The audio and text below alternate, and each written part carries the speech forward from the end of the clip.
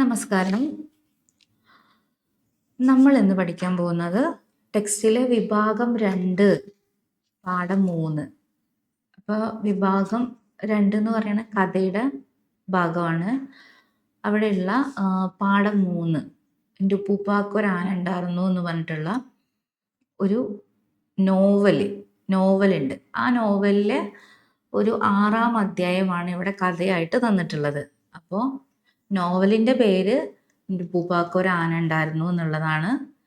അത് ആ നോവലിലെ 6-ാം അധ്യായമായിട്ടുള്ള ഒരു കുരുവിയുടെ പതനം എന്ന അധ്യായമാണ് നമുക്കിവിടെ കഥയായിട്ട് പഠിക്കാനുള്ളത്. അപ്പോൾ സ്വാഭാവികമായിട്ടും ഇത് എഴുതിയ ആളുടെ പേര് അവിടെ തന്നെ ഉണ്ടാരാണ്? വൈക്കം മുഹമ്മദ് ബഷീർ.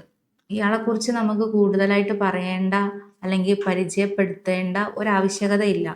ഇപ്പോൾ വായിക്കുന്നവരായാലും വായിക്കാത്തവരായാലും ഒക്കെ ഈ പേര് കേട്ട് വളരെ പരിചയം ഉണ്ടായിരിക്കും അല്ലേ? അപ്പോൾ നിങ്ങൾ ചിലപ്പോൾ ഈ എഴുത്തുകാരൻ്റെ ഏതെങ്കിലും പുസ്തകം വായിച്ചിട്ടുണ്ടായിരിക്കാം. ഒന്നും അല്ലെങ്കിൽ അയാളുടെ കഥകൾ സിനിമകളാക്കിയിട്ടുണ്ട്. ആ സിനിമകളെങ്കിലും കണ്ടിട്ടോ കേട്ടിട്ടോ ഉണ്ടായിരിക്കും. അപ്പോൾ വളരെ രസകരമായിട്ടുള്ള ഒരു നന്മ നിറഞ്ഞ മനസ്സൊക്കെ ഉള്ള ഒരു കഥാപാത്രത്തിലൂടെയാണ് ഈ കഥ കടന്നു പോകുന്നത്. അപ്പോൾ ആദ്യം തന്നെ നമുക്ക് ബഷീറിനെ കുറിച്ച് അറിയാമെങ്കിലും നമുക്ക് അദ്ദേഹത്തെക്കുറിച്ച് കുറച്ച് കൂടെ ഒന്ന് ഓർമ്മ പുതുക്കാം. കോട്ടയം ജില്ലയിലെ തലയോലപ്പറമ്പിലാണ് ബഷീർ ജനിച്ചിട്ടുള്ളത്. അപ്പോൾ ബേപ്പൂർ സുൽത്താൻ എന്നൊക്കെ അറിയപ്പെടുന്ന ബഷീർ നമ്മൾ വിചാരിക്കും കോഴിക്കോട്ടുകാരനാണെന്ന്. പക്ഷെ ജനനം കൊണ്ട് കോട്ടയം ജില്ലക്കാരനാണ്. സ്ഥിരതാമസമാക്കിയത് കോഴിക്കോടാണ്. അപ്പോൾ കോഴിക്കോട് ജില്ലയിലാണ് സ്ഥിരതാമസം. അപ്പോൾ അപരനാമമാണ് ബേപ്പൂർ സുൽത്താൻ എന്നുള്ളത്. മലയാള സാഹിത്യത്തിലെ ഏറ്റവും ജനപ്രിയനായിട്ടുള്ള എഴുത്തുകാരൻ എന്ന ഖ്യാതി നേടി. അതായത് അങ്ങനെ ഒരു വിളിപ്പേര് ഉണ്ടായിരുന്നു, ഏറ്റവും വായിക്കപ്പെട്ട ഒരാൾ എന്നുള്ള രീതിയിലൊക്കെ. സ്വാതന്ത്ര്യ സമരത്തിൽ പങ്കാളിയായിട്ടുണ്ട്.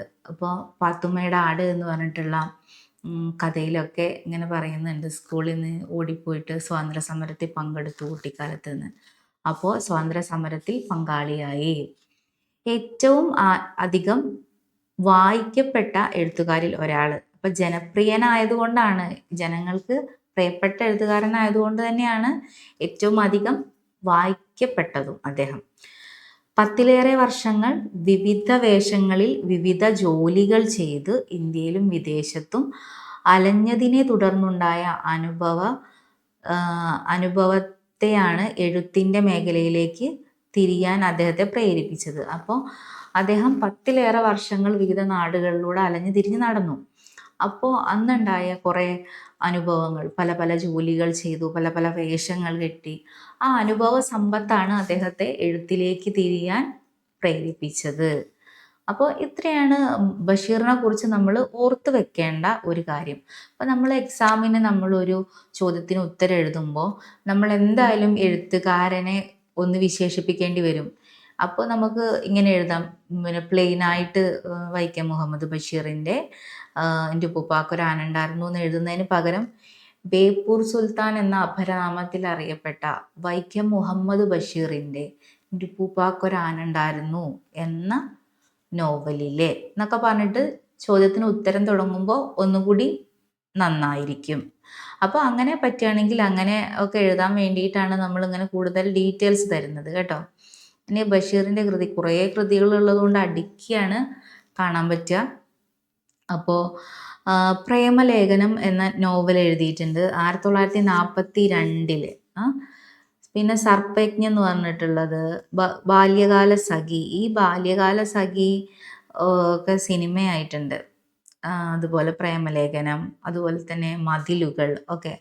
അപ്പോൾ പ്രേമലേഖനം, സർപ്പയജ്ഞം, ബാല്യകാല സഖി, എൻ്റെ ഉപ്പൂപ്പാക്കൊരാന ഉണ്ടായിരുന്നു, ആനവാരിയും പൊൻകുരിശും, പാത്തുമ്മായുടെ ആട്, മതിലുകൾ, ഭൂമിയുടെ അവകാശികൾ, ശബ്ദങ്ങൾ, അനുരാഗത്തിൻ്റെ ദിനങ്ങൾ, സ്ഥലത്തെ പ്രധാന ദിവ്യൻ, വിശ്വവിഖ്യാതമായ മൂക്ക്, അനർഘ നിമിഷം, ജന്മദിനം, ഓർമ്മക്കുറിപ്പ്, അത് ചെറുകഥകൾ തന്നെയാണ്, മുച്ചീട്ടുകളിക്കാരൻ്റെ മകൾ, മരണത്തിൻ്റെ നിഴൽ, വിഡ്ഢികളുടെ സ്വർഗം, പാവപ്പെട്ടവരുടെ വേശ്യ, ജീവിത നിഴൽപ്പാടുകൾ, വിശപ്പ്, ഒരു ഭഗവത്ഗീതയും കുറേ മുലകളും, താര സ്പെഷ്യൽസ്, മാന്ത്രിക പൂച്ച, നേരും നുണയും, ഓർമ്മയുടെ അറകൾ. ഓർമ്മയുടെ അറകൾ എന്ന് പറയുന്നത് ഓർമ്മക്കുറിപ്പാണേ. പിന്നെ ആനപ്പൂള, ചിരിക്കുന്ന മരപ്പാവ, പിന്നെ വേറൊരു ഓർമ്മക്കുറിപ്പാണ് MP പോൾ അദ്ദേഹത്തെ കുറിച്ചുള്ളത്. പിന്നെ ശിങ്കടി മുങ്കൻ, ചെവിയോർക്കുക അന്തിമ കാഹളം എന്നത് പ്രഭാഷണമാണ്. അതുപോലെ ബഷീർ ഒരേ ഒരു നാടകം എഴുതിയിട്ടുള്ളൂ, അതാണ് കഥാബീജം. അപ്പോൾ ഇതിൽ ഈ കൃതികളിൽ കുറച്ച് ഓർമ്മക്കുറിപ്പുകളുണ്ട്, അതുപോലെ തന്നെ ഒരു പ്രഭാഷണമുണ്ട്, ഒരു നാടകമുണ്ട്, ഒരുപാട് നോവലുകളും ചെറുകഥകളും ഉണ്ട്. അപ്പോൾ ഒരുപാട് എണ്ണമറ്റ സാഹിത്യകൃതികൾ എഴുതിയിട്ടുള്ള ഒരു ആളാണ് ബഷീർ എന്നോർക്കുക. ഇനി അദ്ദേഹത്തെ ഇങ്ങനെ പഠിക്കാൻ, നമുക്കൊക്കെ ടെക്സ്റ്റ് ബുക്കിൽ പഠിക്കാൻ തരാനൊരു കാരണം അദ്ദേഹം സമൂഹത്തിൽ അല്ലെങ്കിൽ സാഹിത്യത്തിൽ ചെയ്തിട്ടുള്ള സംഭാവനകളുടെ അടിസ്ഥാനത്തിലാണല്ലോ. അപ്പോൾ നോവലിനും ചെറുകഥയ്ക്കും അപ്പുറം സിനിമ, നാടകം, ബാലസാഹിത്യം, ഡയറി കുറിപ്പുകൾ, പ്രഭാഷണങ്ങൾ തുടങ്ങിയ മേഖലയിലെല്ലാം അദ്ദേഹം കയ്യൊപ്പ് പതിപ്പിച്ചു. അപ്പോൾ വെറും ഒരു കഥാകാരൻ അല്ലെങ്കിൽ വെറും ഒരു നോവലിസ്റ്റ് അങ്ങനെ പറയാൻ പറ്റില്ല. സാഹിത്യത്തിൻ്റെ വിവിധ മേഖലകളിൽ അദ്ദേഹം സംഭാവന ചെയ്തിട്ടുണ്ട്.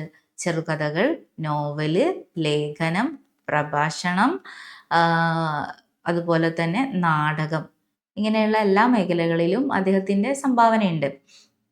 പിന്നെ ഞാൻ നേരത്തെ പറഞ്ഞു, സിനിമയാക്കപ്പെട്ട ബഷീർ കൃതികൾ എന്നുള്ളത് ടൈപ്പ് ചെയ്തപ്പോൾ മിസ്സായി പോയതാണ്. വെളിച്ചം എന്നല്ല, നീല വെളിച്ചം എന്നാണ്. നീല വെളിച്ചം. അപ്പോൾ ഇവിടെ ഞാനിവിടെ എഴുതി വെക്കുന്നുണ്ട്, നീല വെളിച്ചം കേട്ടോ. അപ്പോൾ നീല വെളിച്ചം എന്ന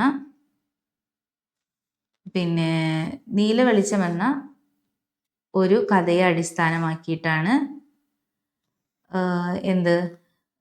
ഭാർഗവീ നിലയം എന്നിട്ടുള്ള ഒരു സിനിമ എടുത്തിട്ടുള്ളത്. കുറച്ച് പഴയ സിനിമയാണ് ഭാർഗവീ നിലയം. വിൻസെന്റ് എന്ന് പറഞ്ഞിട്ടുള്ള സംവിധായകനാണ് ഭാർഗവീ നിലയം സംവിധാനം ചെയ്തിട്ടുള്ളത്. അപ്പോൾ നീല വെളിച്ചം എന്ന കഥയെ അടിസ്ഥാനമാക്കിയാണ് ഭാർഗവീ നിലയം എന്നുള്ള സിനിമ എടുത്തത്. അതുപോലെ മതിലുകൾ എന്ന നോവലിനെ അടിസ്ഥാനമാക്കിയിട്ട് അടൂർ സംവിധാനം ചെയ്ത സിനിമയാണ് മതിലുകൾ. നമ്മുടെ മമ്മൂക്കയൊക്കെ അവതരിപ്പിച്ചിട്ടുള്ള കഥാപാത്രമായിട്ട് വന്നിട്ടുള്ള സിനിമയാണ് മതിലുകൾ. ഈ മതിലുകളിൽ മമ്മൂക്കയെ നമുക്ക് ഇങ്ങനെ സ്ക്രീനിൽ കാണാൻ പറ്റും. പക്ഷെ അതിലുള്ള നാരായണി എന്ന് പറഞ്ഞിട്ടുള്ള സ്ത്രീ കഥാപാത്രമുണ്ട്. അവരുടെ ശബ്ദം മാത്രമേ ഉള്ളൂ, പക്ഷെ അവരുടെ മുഖം കാണിക്കുന്നില്ല. നമ്മൾ ഇൻസ്റ്റഗ്രാമിലൊക്കെ പല റീലുകളിലൊക്കെ കണ്ട് പരിചയം ഉണ്ടായിരിക്കും. റോസാപ്പൂവ്, പിന്നെ എനിക്ക് കാണാൻ തോന്നുന്നു, അല്ലെങ്കിൽ ഞാൻ ഇന്ന് നെഞ്ചു പൊട്ടിക്കരയും എന്നൊക്കെ ജയിലിൻ്റെ മതിലിനപ്പുറത്ത് നിന്ന് സ്ത്രീ കഥാപാത്രം പറയുമ്പോൾ നാരായണിയെ സമാധാനിപ്പിക്കുന്നതും നാരായണിക്ക് റോസാപ്പൂവുള്ള കമ്പ് എറിഞ്ഞു കൊടുക്കുകയൊക്കെ ചെയ്യുന്ന നായകനെയൊക്കെ നമ്മൾ കണ്ടിട്ടുണ്ട്. അപ്പോൾ ആ ഒരു സിനിമയാണ് മതിലുകൾ. മതിലുകൾ എന്ന് പറഞ്ഞിട്ടുള്ള നോവലിനെ അടിസ്ഥാനമാക്കിയിട്ട് അടൂർ നിർമ്മിച്ചിട്ടുള്ള അല്ലെങ്കിൽ സംവിധാനം ചെയ്തിട്ടുള്ള സിനിമയാണ് മതിലുകൾ, അത് ഓർക്കുക. പിന്നെ ബാല്യകാലസഖി എന്ന നോവലിനെ അടിസ്ഥാനമാക്കിയിട്ട് പ്രമോദ് പയ്യന്നൂർ എടുത്തിട്ടുള്ള സിനിമയും തന്നെയാണ് ബാല്യകാലസഖി. അപ്പോൾ ബാല്യകാലസഖിയും മതിലുകളൊക്കെ അതേ പേരിലാണ് സിനിമയാക്കിയിട്ടുള്ളത്. പക്ഷെ നീലവെളിച്ചം മാത്രം ഭാർഗവീ നിലയം എന്ന പേരിലാണ് സിനിമയാക്കിയിട്ടുള്ളത്. പിന്നെ നേരത്തെ പറഞ്ഞു നാടകം കഥാബീജമാണ്. പിന്നെ സർപ്പയജ്ഞം എന്ന് പറയുന്നത് ബാലസാഹിത്യമാണ്. പിന്നെ കുറേ കഥകളും നോവലൊക്കെ നമ്മൾ നേരത്തെ പറഞ്ഞല്ലോ. ഇനി ബഷീർ സാഹിത്യത്തിൻ്റെ പ്രത്യേകത, മറ്റുള്ളവരിൽ നിന്ന് ബഷീറിനെ എല്ലാവർക്കും പ്രിയപ്പെട്ടതാക്കുന്നതും ഏറ്റവും കൂടുതൽ ആൾക്കാർ വായിക്കാനൊക്കെ ഉള്ള കാരണം എന്താണെന്നുള്ളത് ആണ് പറയുന്നത്. ജനകീയത, ഹാസ്യം, സത്യസന്ധത, ഈ 3 വിഷയം കൊണ്ട് ബഷീറിൻ്റെ സാഹിത്യം മറ്റു സാഹിത്യകാരന്മാരിൽ നിന്നും വ്യത്യാസപ്പെട്ടിരിക്കുന്നു. അതായത് ജനകീയത എന്ന് പറഞ്ഞാൽ സാധാരണക്കാരുടെ ഭാഷയും ജീവിതവും കഥകളാക്കി. അപ്പോൾ ഇപ്പോൾ ഈ എൻ്റെ ഉപ്പൂപ്പൊക്കെ ഉണ്ടായിരുന്നു, അല്ലെങ്കിൽ പാത്തുമ്മയുടെ ആട് ഒക്കെ പറയുമ്പോൾ ശരിക്കും നമ്മൾ പഴയ കാലത്ത് കണ്ടു മറന്ന അല്ലെങ്കിൽ നമ്മുടെ വീട്ടിലെ ആളുകളുടെ കഥകളൊക്കെ കേട്ടാൽ നമുക്ക് തോന്നും അതുപോലെ ഒരു കുടുംബം, അതുപോലെയുള്ള നാട്ടുകാർ ഒക്കെ കടന്നു വരുന്ന ഒരു സാഹചര്യമാണ് കഥകളിൽ, നോവലുകളിലൊക്കെ ഉള്ളത്. അപ്പോൾ സാധാരണ ആൾക്കാരുടെ ഭാഷയിൽ, പ്രത്യേകിച്ചും ഒരു മുസ്ലിം സമുദായത്തിൻ്റെ ഭാഷയിൽ ഒക്കെ കഥകൾ അല്ലെങ്കിൽ അവരുടെ ജീവിതം, വിശ്വാസം ഒക്കെ കടന്നു വരുന്ന ഒരു എഴുത്താണ്. പിന്നെ ഹാസ്യം, ദാരിദ്ര്യവും കഷ്ടപ്പാടും നിറഞ്ഞ സാഹചര്യങ്ങളെ പോലും ഹാസ്യത്തിലൂടെ അവതരിപ്പിച്ചു. അതായത് ഇപ്പോൾ പാത്തുമ്മയുടെ ആട് എന്ന് പറഞ്ഞിട്ടുള്ള ഒരു കൃതിയിൽ പറയുന്നുണ്ട്, ഘോരഘോരമായിട്ടുള്ള വിമർശനങ്ങൾ ഏറ്റുവാങ്ങിയിട്ടുള്ള എൻ്റെ ശബ്ദങ്ങൾ എന്ന് പറഞ്ഞിട്ടുള്ള നോവലാണോ ഓടി നീ തിന്നുന്നത് അമ്പടി എന്നൊക്കെ പറഞ്ഞിട്ട് ആടിനെ ചീത്ത പറയുകയും അല്ലെങ്കിൽ ആടിനോട് സംസാരിക്കുകയൊക്കെ ചെയ്യുന്നുണ്ട്. അപ്പോൾ മനുഷ്യന്മാർക്ക് വരെ വയറ് നിറച്ച് അല്ലെങ്കിൽ സമൃദ്ധമായിട്ട് കഴിക്കാൻ പറ്റാത്തൊരു കാലത്ത് ജീവികളും കുറച്ചൊക്കെ ദാരിദ്ര്യത്തിലായിരിക്കുമല്ലോ. അപ്പോൾ ആട് വിശന്ന് പുസ്തകം തിന്നപ്പോൾ ബഷീർ പറഞ്ഞതാണ്. അങ്ങനെ കാര്യമായിട്ടുള്ള കാര്യങ്ങൾ പോലും തമാശയിലൂടെ, ഹാസ്യത്തിലൂടെ പറയാൻ ബഷീറിന് സാധിച്ചിട്ടുണ്ട്. അപ്പോൾ ജനകീയത, ഹാസ്യം ആയി. ഇനി സത്യസന്ധത. ജീവിതാനുഭവങ്ങളെ നേരിട്ട് ആവിഷ്കരിച്ചു തലമുറകൾക്ക് ഇന്നും പ്രിയങ്കരനായ ഇമ്മിണി ബല്യ എഴുത്തുകാരനാണ് ബഷീർ. ഈ ഇമ്മിണി ബല്യ എന്ന് പറഞ്ഞിട്ടുള്ള വാക്ക് ഇപ്പോൾ ബാല്യകാല സഖിയിലാണെന്ന് തോന്നുന്നു. അതിലിങ്ങനെ മജീദും സുഹ്റയും സംസാരിക്കുമ്പോൾ ഇങ്ങനെ ഒഴുകുന്ന നദി ചൂണ്ടിക്കാണിച്ചിട്ട് ഇങ്ങനെ പറയേണ്ടത് ഒന്നും കൂട്ടിയാൽ എത്രയാണെന്ന് ചോദിക്കുന്നുണ്ട്. അപ്പോൾ പറയും ഇമ്മിണി വലിയ ഒന്നാണെന്ന്, രണ്ടെന്ന് പറയുന്നില്ല, ഒന്നും കൂടിയാൽ വലിയ ഒന്നാണെന്ന് പറയുന്നത്. അതായത് കുറേ യാത്രകൾ ചെയ്തും കുറേ ജീവിതാനുഭവങ്ങൾ നേരിട്ട ഈ എഴുത്തുകാരൻ, ബഷീർ എന്ന എഴുത്തുകാരൻ സത്യസന്ധമായിട്ടാണ് കഥാപാത്രങ്ങളുടെ അവതരിപ്പിക്കുന്നത്, ഓരോ ഭാവങ്ങളും ഒക്കെ.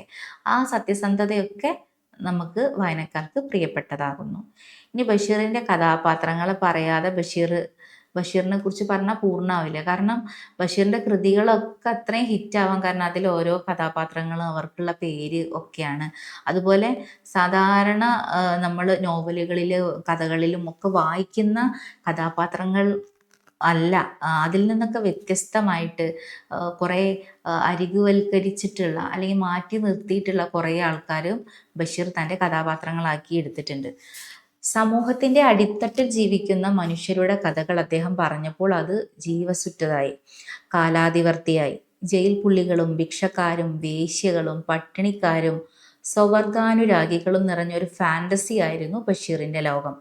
അപ്പോൾ ശരിക്കും പറഞ്ഞാൽ ജയിൽ പുള്ളികൾ, ഭിക്ഷക്കാർ, വേശ്യകൾ, സ്വവർഗാനുരാഗികളൊന്നും ബഷീർ എഴുതിയ കാലത്ത് അധികം കഥാകാരന്മാർ അവരെയൊന്നും കഥാപാത്രങ്ങളായിട്ട് സ്വീകരിച്ചിരുന്നില്ല. ആ സമയത്ത് ഇവരൊക്കെ നിറഞ്ഞൊരു ഫാൻറ്റസി ലോകമാണ് ബഷീർ കാണിച്ചു തന്നിട്ടുള്ളത് നമുക്ക്. ഇത്തരം കഥാപാത്രങ്ങളുടെ ചിന്തകൾക്കോ വികാരങ്ങൾക്കോ അതുവരെയുള്ള സാഹിത്യത്തിൽ സ്ഥാനമുണ്ടായിരുന്നില്ല.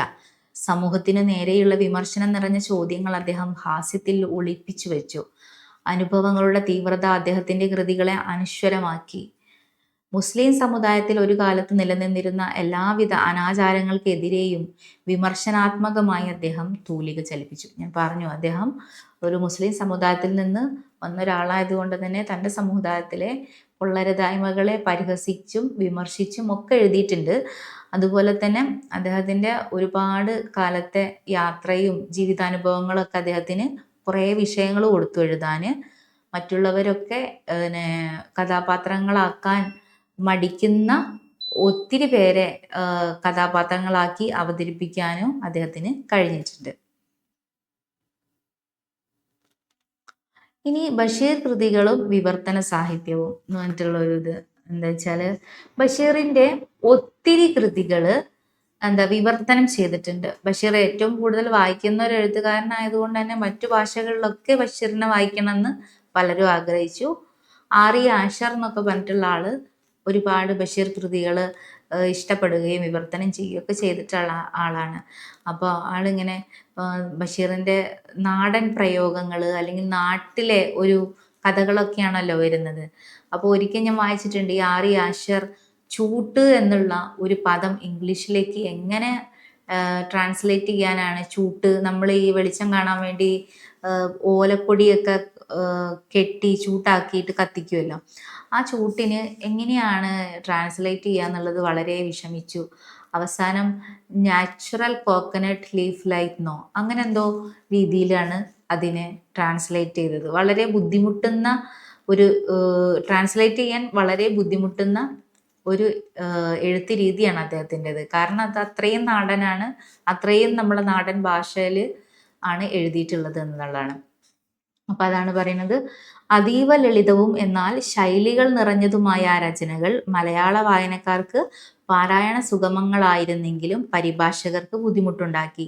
ബാല്യകാല സഖി, പാത്തുമ്മയുടെ ആട്, എൻ്റെ ഉപ്പൂപ്പൊക്കെ ആനണ്ടാർന്നു എന്നീ നോവലുകൾ ഇന്ത്യയിലെ പ്രധാന ഭാഷകളിലെല്ലാം തർജ്ജമ ചെയ്ത് പ്രസിദ്ധപ്പെടുത്തിയിട്ടുണ്ട്.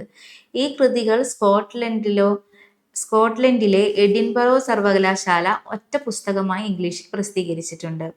ഡോക്ടർ റൊണാൾഡ് ആഷർ എന്ന വിദേശിയാണ് അനേകം കൃതികൾ ഇംഗ്ലീഷിലേക്ക് വിവർത്തനം ചെയ്തത്. ഫ്രഞ്ച്, മലായ്, ചൈനീസ്, ജാപ്പനീസ് ഭാഷകളിലും പരിഭാഷകൾ വന്നിട്ടുണ്ട്. മതിലുകൾ, ശബ്ദങ്ങൾ, പ്രേമലേഖനം എന്നീ നോവലുകളും പൂവൻപഴം ഉൾപ്പെടെ 16 കഥകളുടെ ഒരു സമാഹാരവും ഓറിയന്റ് ലോങ്മാൻ ഇംഗ്ലീഷിൽ പ്രസിദ്ധീകരിച്ചിട്ടുണ്ട്. അപ്പോൾ എന്താണ് ഓറിയന്റ് ലോങ്മാനും അതുപോലെ ഈ റൊണാൾഡ് ആഷറും ഒക്കെ ഒരുപാട് കൃതികൾ വിവർത്തനം ചെയ്തിട്ടുണ്ട് എന്നാണ് പറയുന്നത്. ഇത്ര അറിഞ്ഞിരിക്കുക, നമ്മുടെ ബഷീറിന്റെ കൃതികൾ ഒത്തിരി വിവർത്തനം ചെയ്തിട്ടുണ്ട് എന്ന് മനസ്സിലാക്കുക കേട്ടോ. ഈ അദ്ദേഹത്തിന്റെ ഒരു രചനാ രീതി, അദ്ദേഹം എങ്ങനെയാണ് രചനകൾ നടത്തിയിട്ടുള്ളത്, എന്ത് ഭാഷയിലാണ് എന്നൊക്കെയാണ്. സവിശേഷമായ ഭാഷാ ശൈലിയിൽ സാധാരണക്കാരന്റെ ജീവിതം ആവിഷ്കരിക്കുവാനുള്ള വൈഭവം ബഷീർ കൃതികളിൽ കാണാം. സവിശേഷമായിട്ടുള്ള ഒരു ഭാഷാ രീതി തന്നെ ബഷീറിന് ഉണ്ടായിരുന്നു. രചനയിലെ പ്രയോഗ സവിശേഷതകൾ കൊണ്ടും പ്രത്യേകമായ ഭാഷാ നിർമ്മിതി കൊണ്ടും മറ്റെഴുത്തുകാരിൽ നിന്നും വേറിട്ടു നിന്ന ഒറ്റയാനായിരുന്നു ബഷീർ. അതായത് ബഷീറിന്റെ ചില രചനാ പ്രയോഗങ്ങൾ, ഇപ്പൊ തുക്കട സഞ്ചി എന്നൊക്കെയാണ് എന്താണ് ഹാൻഡ് ബാഗിന് പറഞ്ഞിട്ടുള്ളത്. അങ്ങനെയൊന്നും പലരും അല്ല, നമ്മൾ വായിച്ചിട്ടേ ഇല്ല അങ്ങനെയൊന്നും ആരും എഴുതിയത് അല്ലേ. അപ്പോൾ അങ്ങനെയുള്ള ചില പ്രയോഗ സവിശേഷതകൾ കൊണ്ടും പ്രത്യേകമായ ഭാഷാ നിർമ്മിതി കൊണ്ടും മറ്റ് എഴുത്തുകാരിൽ നിന്നും വ്യത്യസ്തനാണ്, ഒറ്റയാനാണ് ബഷീർ എന്നാണ് പറഞ്ഞത്. ഹാസ്യം കൊണ്ട് അദ്ദേഹം വായനക്കാരെ ചിരിപ്പിക്കുകയും ഭാവതീവ്രത കൊണ്ട് കരയിപ്പിക്കുകയും ചെയ്തു. എൻ്റെയൊക്കെ ചെറുപ്പ കാലഘട്ടത്തിൽ, ഹൈസ്കൂൾ കാലഘട്ടത്തിലൊക്കെയാണ് ബാല്യകാല സഖിയൊക്കെ വായിച്ചത്. ആ പ്രണയത്തിൻ്റെ നഷ്ടപ്പെടലിലൊക്കെ ഒരുപാട് കരയുകയൊക്കെ ചെയ്തിട്ടുണ്ട്. അപ്പോൾ അങ്ങനെ ചിരിപ്പിക്കാൻ മാത്രമല്ല കരയിപ്പിക്കാനും അദ്ദേഹത്തിന് കഴിഞ്ഞിട്ടുണ്ട്. സമൂഹത്തിന് നേരെയുള്ള വിമർശനം നിറഞ്ഞ ചോദ്യങ്ങൾ അദ്ദേഹം ഹാസ്യത്തിൽ പൊതിഞ്ഞ് അവതരിപ്പിച്ചു.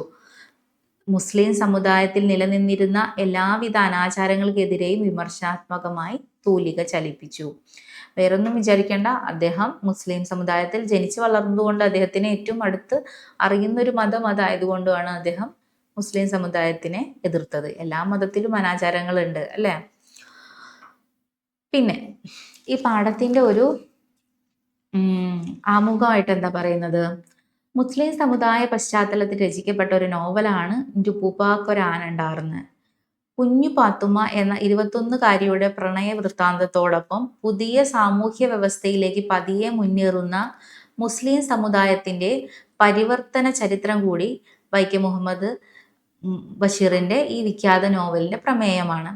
ഈ നോവലിലെ ഒരു കുരുവിയുടെ കരച്ചിൽ എന്ന 6ാം അധ്യായത്തിന്റെ തുടക്കമാണ് പാഠഭാഗം. അപ്പൊ നമ്മൾ ക്ലാസ് തുടങ്ങിയപ്പോഴേ പറഞ്ഞു, നോവലിന്റെ പേരാണ് എൻ്റെ ഉപ്പൂപ്പാക്കൊരാനുണ്ടാർന്നു എന്നുള്ളത്. ആ നോവലിലെ 6ാം അധ്യായമായിട്ടുള്ള ഒരു കുരുവിയുടെ കരച്ചിൽ എന്ന ഭാഗമാണ് എന്ന 6ാം അധ്യായമാണ് നമുക്ക് ഇവിടെ കഥയായിട്ട് പഠിക്കാനുള്ളത്. അപ്പോൾ ഇത്രയും ഒരു ഇൻട്രൊഡക്ഷൻ തന്നത് നിങ്ങൾക്ക് ബഷീറിനെ കുറിച്ചും ബഷീറിൻ്റെ എഴുത്തിനെ കുറിച്ചും ബഷീറിന് സാഹിത്യത്തിലുള്ള ഒരു സ്ഥാനത്തെ കുറിച്ചൊക്കെ അറിയാൻ വേണ്ടിയിട്ടാണ്.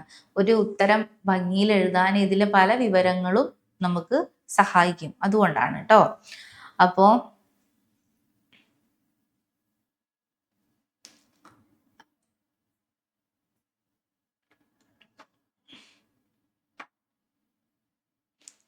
പാഠസന്ദർഭം എന്താണ്, നാട്ടിലെ ജന്മിയായിട്ടുള്ള ആനമക്കാരിൻ്റെ മകളാണ് കുഞ്ഞുതാച്ചുമ്മ.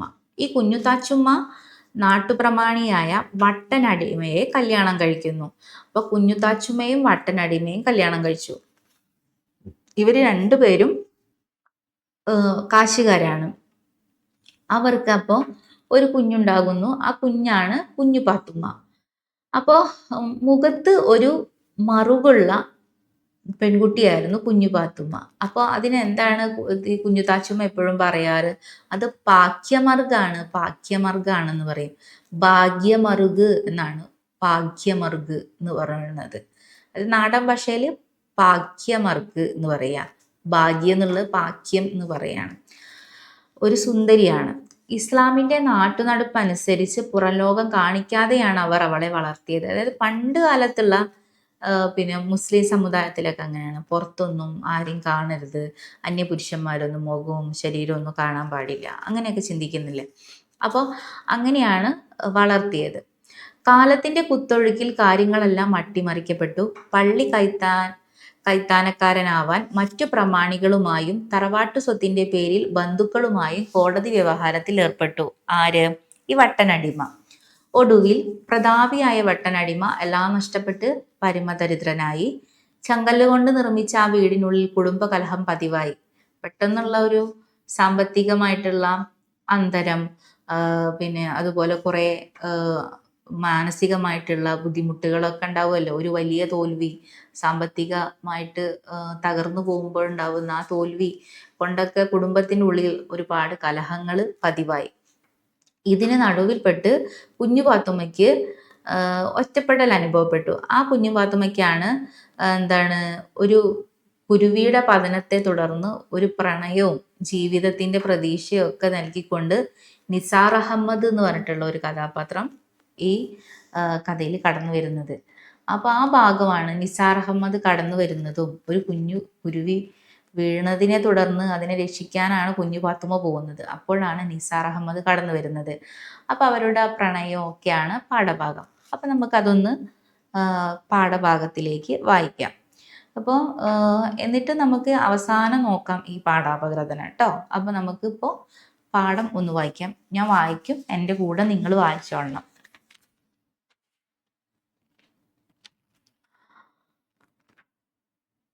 പേജ് നമ്പർ 32 അല്ലേ വരിക. അപ്പോൾ എൻ്റെ ഉപ്പുപ്പാക്കൊരാനുണ്ടായിരുന്നു, വൈക്കം മുഹമ്മദ് ബഷീർ.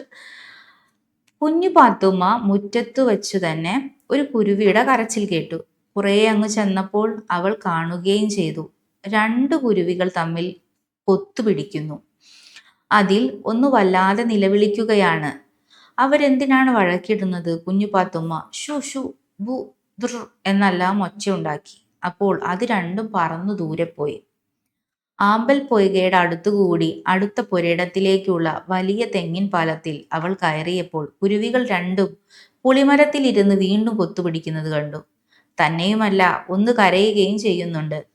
പരുന്തു റാഞ്ചിക്കൊണ്ടുപോകുന്ന കോഴിക്കുഞ്ഞിനെ പോലെ സഹായത്തിന് അഭ്യർത്ഥിക്കുകയാണ്. അവൾക്ക് വലിയ വിഷമം തോന്നി. അവൾ പാളയും കയറും താഴെയിട്ട് ഓടിച്ചെന്നു. എന്തിനാ വഴക്കിടാത്? ചുമ്മാ ഇരി എന്ന് അവൾ വളരെ സാധ്യതയോടെ പറഞ്ഞു നോക്കി. കുരുവികൾ കൂട്ടാക്കുന്നില്ല. രൗദ്രതയോടെ ഒന്ന് മറ്റൊന്നിനെ കൊത്തുകയാണ്. വളരെ ചെറിയ പക്ഷികളാണെങ്കിലും എന്തൊരു വലിയ മൂച്ച്! സ്വതന്ത്രമായ പക്ഷികൾ തമ്മിൽ വഴക്കിടുന്നത് ആദ്യമായിട്ടല്ല അവൾ കാണുന്നത്. പരുന്തുകൾ, കാക്കകൾ, മൈനകൾ എന്നിവരുടെ കൊത്തുപിഴിയും വഴക്കും കണ്ടിട്ടുണ്ട്.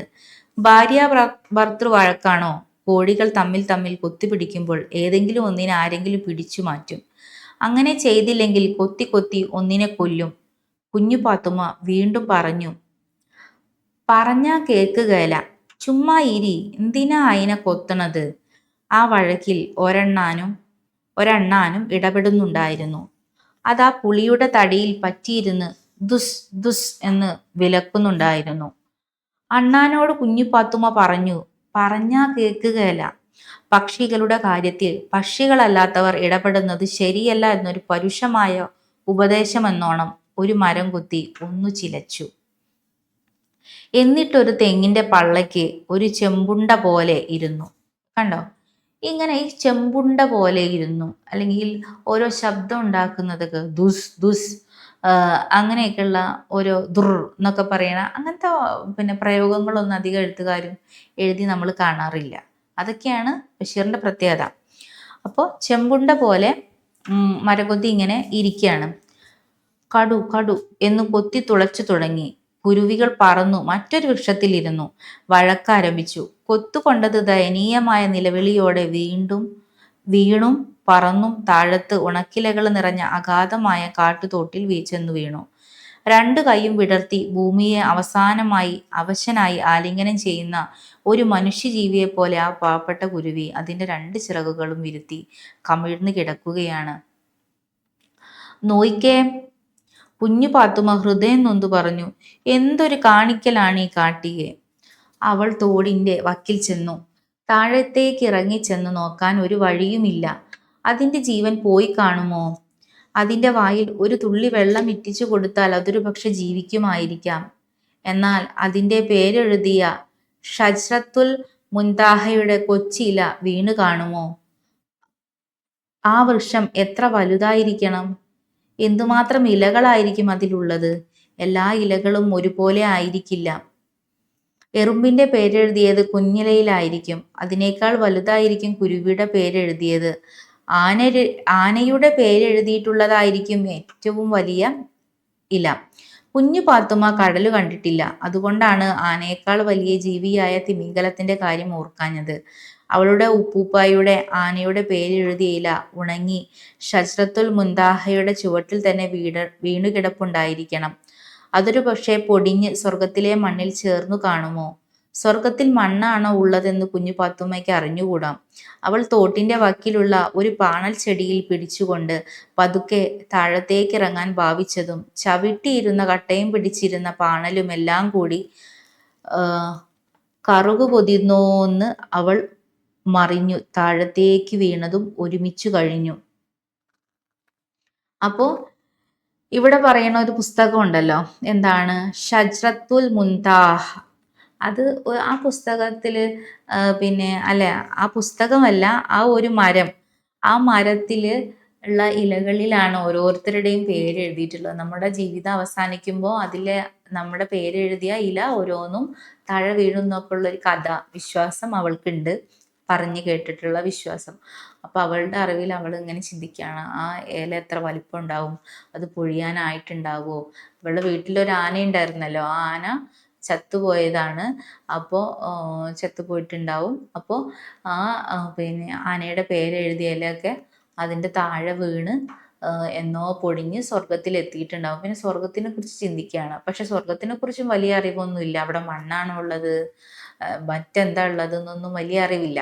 അപ്പം അവളുടെ ഒരു അറിവ് വെച്ചാണ് അവൾ ഇങ്ങനെ വിശ്വാസത്തിനെ കുറിച്ച് ഇങ്ങനെ ആലോചിക്കുന്നത്. ഇപ്പൊ നേരത്തെ ഇവിടെ ചെമ്പട്ടുണ്ട പോലെ മരം കൊത്തി ഇരുന്നു എന്ന് പറയുന്നുണ്ടല്ലോ. ആ വാക്കൊന്നും ശരിക്കും മലയാളത്തിൽ ഒരു അർത്ഥമുള്ള വാക്കല്ല. പക്ഷെ അതൊരു പ്രയോഗമായിട്ടാണ് ബഷീർ ഉപയോഗിക്കുന്നത്. അതുപോലെ തന്നെയാണ് ഇവിടെ കുഞ്ഞിപ്പാത്തുമ്മ തോടിന്റെ വക്കത്ത് നിന്ന് പായലും കട്ടയൊക്കെ ചവിട്ടി നിന്ന കുഞ്ഞിപ്പാത്തുമ്മ താഴേക്ക് വീണ ശബ്ദം എങ്ങനെയാ പറയുന്നത്? കറുകു പൊതിനോന്ന് താഴേക്ക് വീണു. അപ്പോൾ കിളിയെ നോക്കി നോക്കി കുഞ്ഞിപ്പാത്തുമ്മ ആ കിളി വീണ തോട്ടിലേക്ക് കുഞ്ഞിപ്പാത്തുമ്മയും വീണു പോവുകയാണ്. എൻ്റെ റബ്ബേ എന്നും പറഞ്ഞാണ് അവൾ വീണത്. എവിടെല്ലാമോ തട്ടുകയും മുട്ടുകയും ചെയ്തു. കീറിയത് ഇടത്തെ കൈയിലെ മുട്ടിനടിയിലാണ്. അവിടെ നിന്ന് നല്ല പോലെ ചോര വരുന്നുണ്ടായിരുന്നു. അതൊന്നും അപ്പോൾ അവൾ അറിഞ്ഞില്ല. അവൾക്ക് പുകച്ചിലും ദാഹവും വിഷമവും. വീണപടി അവൾ ആ കുരുവിയെ എടുത്തു. അവൾ എണീറ്റിരുന്നു. അതിൻ്റെ ജീവൻ പോയി കഴിഞ്ഞു എന്നവൾക്ക് തോന്നി. അതിന് ശകലം വെള്ളം കൊടുത്തു നോക്കിയാലോ? അപ്പോൾ അവൾ ചോര ഒലിക്കുന്നത് കണ്ടു. നീ കാരണം കൈയെല്ലാം കീറിപ്പോയി എന്നും പറഞ്ഞ് ഇടതു കൈയുടെ വിരലുകൾ കൊണ്ട് അതിൻ്റെ ചുണ്ടുകൾ പതുക്കെ പിളർത്തി. വലതു കൈയുടെ ചൂണ്ടുവിരൽ ഒരു തുള്ളി ചോര എടുത്ത് അതിൻ്റെ വായിൽ ഇറ്റിച്ചു കൊടുത്തു. എന്നിട്ട് അതിൻ്റെ ചിറകുകൾ ശരിക്കു വെച്ചു. അതിനെ പതുക്കെ തിരിച്ച് അതിൻ്റെ വയർ കണ്ടപ്പോൾ റബ്ബേ, കെട്ടിയോളാണ് എന്നവൾ അന്തം വിട്ടു പറഞ്ഞുപോയി. ലേശം ചുമപ്പുള്ള കുഞ്ഞിപ്പാട മാതിരിയാണ് അതിൻ്റെ വയറ്റിലെ തൊലി. പൂടകളുടെ ഇടയിലൂടെ വ്യക്തമായി 2 ചെറുമുട്ടകൾ അവൾ കണ്ടു. ബാപ്പ ഉമ്മായെ കഴുത്തിന് പിടിച്ചു ഞെക്കിക്കൊല്ലാൻ പോയ പോലെ. ഓ, അവൾ ചോദിച്ചു. കെട്ടിയോൻ കുരുവി എന്തിനാ കെട്ടിയോള് കുരുവിനെ കൊത്തി കൊല്ലാൻ പോയത്? അപ്പോഴും അതിൻ്റെ ജീവൻ പോയിട്ടില്ല എന്നവൾക്ക് മനസ്സിലായി. അതിൻ്റെ കണ്ണുകൾ തുറന്നു തന്നെ ഇരിക്കുന്നു. കണ്ണുകളിലൂടെ അതിൻ്റെ ജീവനെ അവൾ കണ്ടു. അവൾ സാവധാനം എണീറ്റു. അപ്പോൾ മുകളിൽ തോടിൻ്റെ വക്കത്ത് ഒരു ചെറുപ്പക്കാരൻ നിൽക്കുന്നത് അവൾ കണ്ടില്ല. അപ്പോൾ ഈ താഴെ വീണ കുഞ്ഞിപ്പാത്തുമ്മയുടെ ദേഹത്ത് ചോര വന്നു. കാലൊക്കെ മുറിഞ്ഞു. അപ്പോൾ അവള് തൻ്റെ ചൂണ്ടുവിരൽ കൊണ്ട് തൻ്റെ രക്തം എടുത്ത് അതിൻ്റെ വായിലേക്ക് ഉറ്റിച്ചു കൊടുക്കുകയാണ്. അതിന് വെള്ളം കൊടുക്കണമല്ലോ, എന്നാൽ അതിൻ്റെ ജീവൻ രക്ഷപ്പെടുമെന്ന് അവൾ ചിന്തിച്ചു. അപ്പോൾ വെള്ളം കൊടുക്കാൻ അവിടെ എവിടെയും വെള്ളമില്ലാത്തതുകൊണ്ടാണ് തൻ്റെ ചോര തന്നെ അതിനുറ്റിച്ച് അതിനെ രക്ഷിക്കാൻ നോക്കിയത്. എന്നിട്ട് അതിനോട് ചോദിക്കുകയാണ്, എന്തിനാണ്, അത് പെണ്ണാണ്, അതിൻ്റെ വയറ്റിൽ മുട്ടയിടാനായിട്ടുള്ള മുട്ടയുണ്ട് എന്നൊക്കെ കുഞ്ഞിപ്പാത്തുമ്മ കാണുന്നു. അപ്പോൾ തൻ്റെ ഉമ്മായെ ബാപ്പ ഉപദ്രവിക്കുന്നത് കുഞ്ഞിപ്പാത്തുമ്മ ഓർത്തു. ഈ കിളികൾ തല്ലുകൂടുമ്പോഴൊക്കെ കുഞ്ഞിപ്പാത്തുമ്മയുടെ മനസ്സിലുള്ള തൻ്റെ ഉപ്പയും ഉമ്മയും പിന്നെ എന്താണ് വഴക്കിടുന്നത് പോലെ ഇവർ ചിലപ്പോൾ ഭാര്യ ഭർത്താക്കന്മാരാവും എന്നുള്ള ചിന്തയ്ക്കാണ്. അപ്പോൾ ജീവൻ പോയിട്ടില്ല എന്ന് മനസ്സിലാക്കിയപ്പോൾ അതിനോട് ഇങ്ങനെ സംസാരിക്കുകയാണല്ലോ. കെട്ടിയോൻ കുരുവി എന്തിനാണ് നിങ്ങളെ തല്ലിയത്, എന്തിനാ കെട്ടിയോൾ കുരുവിനെ കൊത്തി കൊല്ലാൻ പോയത് എന്ന് ചോദിക്കുകയാണ്. അപ്പോൾ ഇവളിങ്ങനെ സംസാരിക്കുന്ന സമയത്ത് തോടിൻ്റെ വക്കത്ത് ഒരു ചെറുപ്പക്കാരൻ വന്ന് നിൽക്കുന്നു. നമ്മുടെ കഥാനായകനാണ്. അപ്പോൾ അയാളെ അവൾ കണ്ടില്ല. കരയ്ക്കു കയറാൻ മാർഗം കാണാതെ അവൾ പരിഭ്രമിച്ചു. തോട്ടിലൂടെ ഒരു 1/4 നാഴിക നടന്നാൽ പാടത്ത് ചെന്ന് ഇറങ്ങാം. അങ്ങനെ വരുന്നത് ശരിയല്ല, നാട്ടുവഴിയെ വരേണ്ടി വരും. എന്താ വഴി? അതായത് മറ്റ് മനുഷ്യന്മാർ കാണൂലേ, നാട്ടുകാരൊക്കെ നടക്കുന്ന വഴി കൂടെ നടന്നു പോകുമ്പോൾ മറ്റ് പുരുഷന്മാർ കാണും, മറ്റാൾക്കാർ കാണും. അതൊന്നും അന്നത്തെ സമുദായത്തിലെ മുസ്ലിം സ്ത്രീകൾക്ക് പറഞ്ഞിട്ടുള്ളതല്ല, ബാക്കിയുള്ളവരുടെ മുന്നിലൂടെ നടക്കുന്നത് അവരെ കാണുന്നൊന്നും. അപ്പം അതിനെയൊക്കെ സൂചിപ്പിക്കുക അല്ലെങ്കിൽ അതിനെ പരിഹസിക്കുകയൊക്കെയാണ് ചെയ്യുന്നത് ബഷീർ. അപ്പം അങ്ങനെ വരുന്നത് ശരിയല്ല, നാട്ടുവഴിയെ വരേണ്ടി വരും. എന്താ വഴി? അങ്ങനെ നിൽക്കുമ്പോഴാണ് അവൾ ശബ്ദം കേട്ടത്. അവൾ പേടിച്ചില്ല, പുകഞ്ഞുപോയി. അപരിചിതനായ ഒരാണിന്റെ ചോദ്യം. കുരുവിക്ക് ജീവനുണ്ടോ? ആരിത്? അവൾ മിണ്ടിയില്ല. കേട്ടില്ലെന്ന് വിചാരിച്ചോട്ടെ, എന്തൊരു പോക്കണം കേടാണ്. അവൾ മുഖം കുനിച്ച് നിലത്ത് നോക്കിക്കൊണ്ട് നിന്നു. കരിയിലകളിൽ വീണ് കിടക്കുന്ന അവളുടെ ചോരയുടെ ചുറ്റിനും ഒരു 500 എറുമ്പുകൾ കൂടിയിട്ടുണ്ട്. ചോര കുടിക്കുകയാണ്. കരയ്ക്കു കയറാൻ വയ്യേ? വീണ്ടും മുകളിൽ നിന്ന് ശബ്ദം. കരയ്ക്കു കയറാൻ വിഷമമുണ്ട്, എന്നാലും എന്താ പറയുക? അവൾ സത്യം പറഞ്ഞു. വിഷമം. വിഷമമാണോ? അതെ. ഹതേന്നാണ് കേട്ടോ പറയുന്നത്. അങ്ങനെ പറഞ്ഞത് ശരിയായോ? ലോകരറിഞ്ഞാൽ എന്തു പറയും? കെട്ടിക്കാൻ പ്രായം കഴിഞ്ഞിരിക്കുന്ന ഒരു മുസ്ലിം പെണ്ണ് കണ്ടിട്ടും കേട്ടുമില്ലാത്ത ഒരാൺ പിറന്നവനോട് വർത്തമാനം പറഞ്ഞു. അത് ഓർത്തപ്പോൾ കുഞ്ഞുപാത്തുമ്മ ആകെ പുകഞ്ഞില്ലാതായിപ്പോയി. അങ്ങനെ നിൽക്കുമ്പോൾ മറുവശത്ത് നിന്ന് ചില കട്ടകൾ അടർന്നു വീഴുന്നത് അവൾ കണ്ടു. ഇറങ്ങി വരികയാണ് വെളുത്ത മുണ്ടും വെളുത്ത ഷർട്ടും ധരിച്ചൊരു യുവാവ്. ഇടത്തെ കൈത്തണ്ടയിൽ പൊന്നിന്റെ ഒരു വാച്ചുണ്ട്, അതായത് ഗോൾഡൻ കളർ വാച്ച്, അതിനാണ് പറയുന്നത്. മുടി ക്രോപ്പ് ചെയ്തിരിക്കുന്നു. അത്രയേ അവൾക്ക് കാണാൻ കഴിയൂ. പണൽ ചെടികളിൽ പിടിച്ച് പതുക്കി ഇറങ്ങി വരികയാണ്. അവൾ വീണ മാതിരി വീഴില്ലേ? റബേ, സൂക്ഷിക്കണേ. അങ്ങനെ ഉൾപതർച്ചയോടെ അവൾ നിന്നു. ഈ വയസ്സിനിടയ്ക്ക് നിന്നെപ്പോലൊരു പെണ്ണിനെ ഞാൻ കണ്ടിട്ടില്ല. അത്ഭുതകരമായ പ്രവൃത്തി.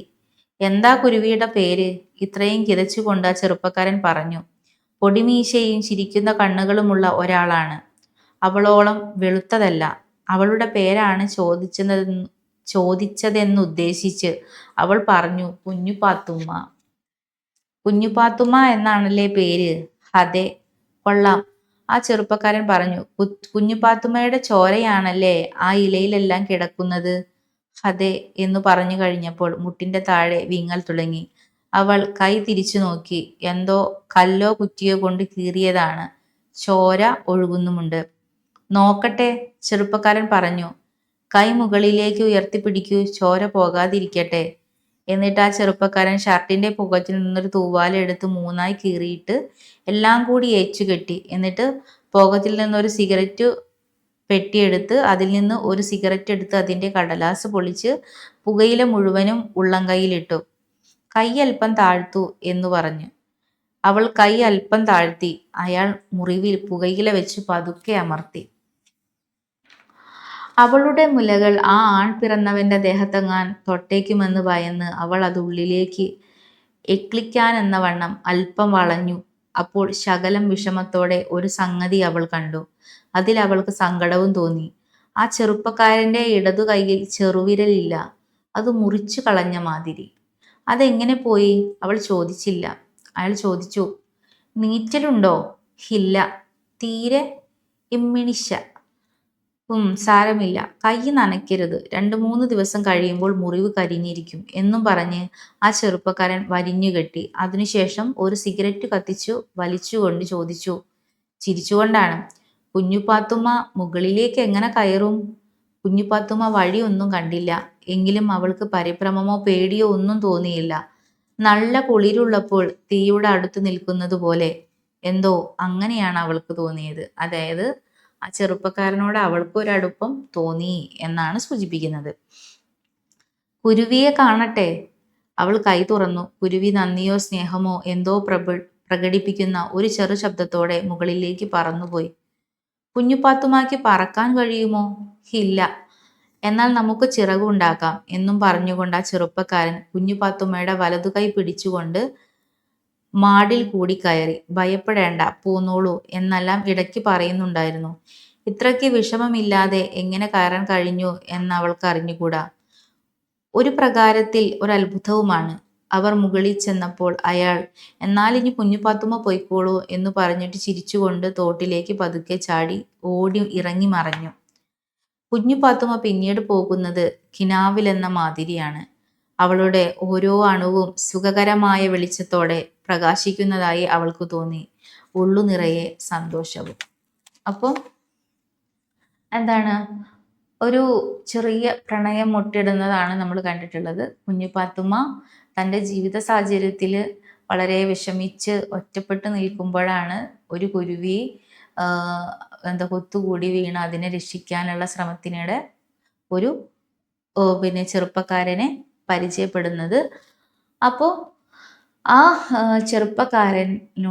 ചെറുപ്പക്കാരനും കുഞ്ഞുപാത്തുമ്മയുടെ ഒരു പ്രണയം അല്ലെങ്കിൽ ഒരു അടുപ്പം ഉണ്ടാവുന്നു. കുഞ്ഞുപാത്തുമ്മയ്ക്ക് തിരിച്ചും ഉണ്ടാവുന്നു. കുഞ്ഞുപാത്തുമ്മയിലെ ആ തോട്ടിൽ നിന്ന് കയറാൻ സഹായിക്കുന്നതിലൂടെ ആ ഉണ്ടാവുന്ന സ്പർശത്തിലും അവളോടുണ്ടാവുന്ന സ്നേഹവും കരുണയും ഒക്കെ കണ്ടിട്ട് അവൾക്കൊരു ഒരു മാനസികമായിട്ടും ശാരീരികമായിട്ടൊക്കെ ഒരു സന്തോഷം തോന്നുകയാണ് ആ ചെറുപ്പക്കാരനെ പരിചയപ്പെട്ടതിൽ. അപ്പോൾ ഇതൊക്കെയാണ് ഉള്ളത്.